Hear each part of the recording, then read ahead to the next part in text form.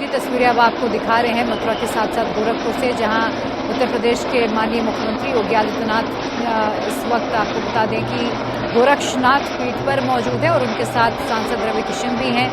और देखिए, भगवान की भक्ति में इसी भाव की हम चर्चा भी कर रहे थे। आज भगवान से हर व्यक्ति अपने आप को जुड़ा हुआ महसूस कर रहा है।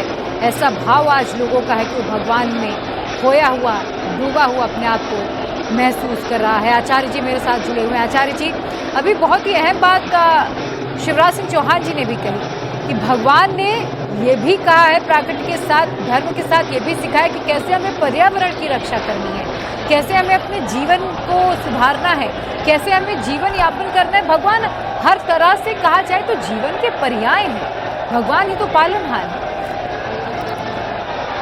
बहुत ही सुंदर बात श्री शिवराज सिंह जी ने कही, मैं सुन रहा था।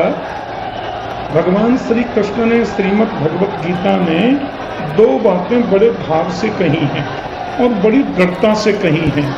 और श्रीमद् भागवत महापुराण में भी कृष्ण कहते हैं कि कर्मणा जायते जंतुः कर्मणैव विलीयते, सुखम दुखम भयम क्षेमं कर्मणैवाभिपद्यते। कृष्ण कहते हैं कि जीव का जन्म कर्म से होता है, जीव की मृत्यु भी कर्म से होती है। सुखम दुखम भयम क्षेमम, सुख दुख भय और कल्याण जो कुछ भी मिलता है केवल कर्म से मिलता है। और फिर कृष्ण कहते हैं आगे, अस्ति चेदि स्वरः कश्चित् फलरूप्यन्न कर्मणाम कर्तारं भजते सोपि न ह्यकर्तु प्रभुरिह। भगवान कृष्ण एकदम एक तितिक्षु व्यक्ति की तरह कहते हैं, यदि ईश्वर नाम की कोई सत्ता है तो वह भी फल उसी को देती है जो कर्म करता है। जो कर्म नहीं करता उसको फल ईश्वर नहीं देता। और भगवान कृष्ण ने कहा, ये भाग्य नाम की जो चीज होती है, भाग्य में होगा तो मिलेगा, भाग्य में होगा तो मिलेगा।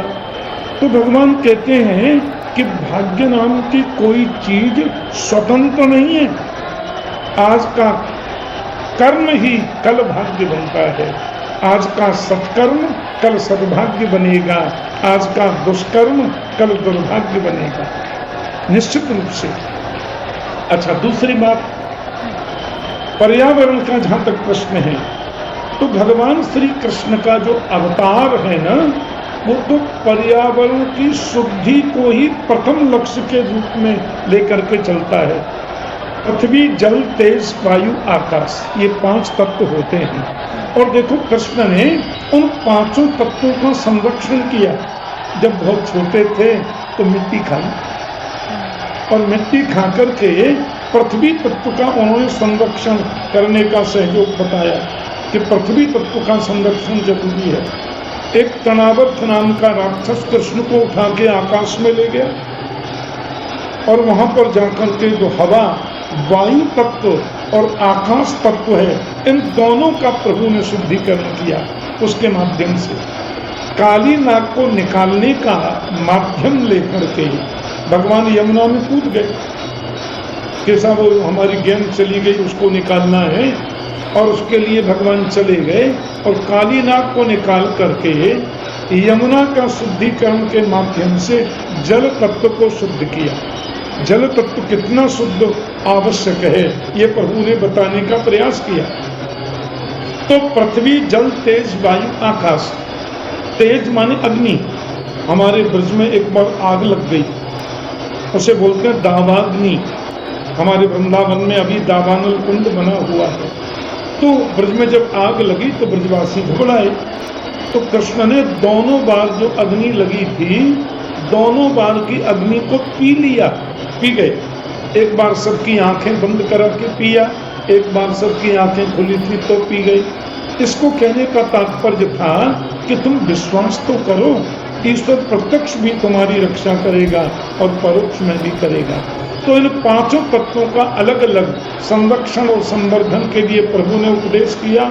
और गिरिराज लीला, गोवर्धन लीला में 5 तत्वों का एक साथ संरक्षण करके प्रभु ने बताया कि प्रकृति यदि शुद्ध है तो हम शुद्ध हैं। प्रकृति यदि निर्मल है तो हमारा जीवन भी निर्मल होगा।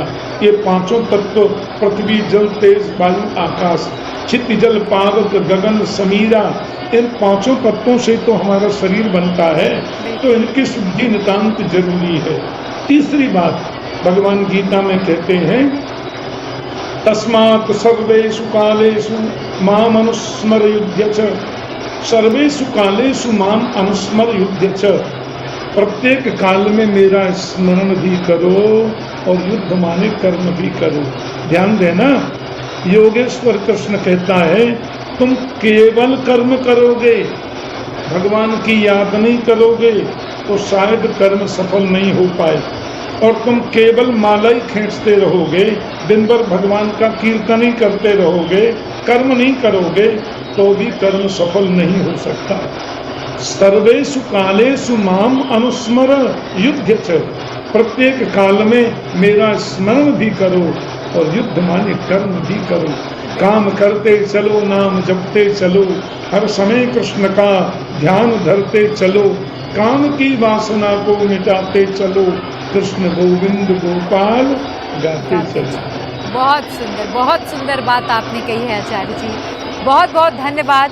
जय श्री कृष्णा। जिस तरीके से आपने आज एक एक विधि का वर्णन किया, भजन और भगवान के लीलाओं के बारे में बताया, यकीनन ऐसा लग रहा था कि वो सारा चित्र हमारी नज़रों के सामने, भगवान की वो सारी लीलाएं हमारे नज़रों के सामने चल रही हैं। बहुत बहुत धन्यवाद आपका। जय श्री कृष्ण। तो भगवान का प्राकट्य हो चुका है। ये सीधी तस्वीरें हम आपको मथुरा से दिखा रहे हैं और मेरे सहयोगी भास्कर भी जुड़े हुए थे। भास्कर, आपका भी बहुत शुक्रिया इन तमाम तस्वीरों के लिए।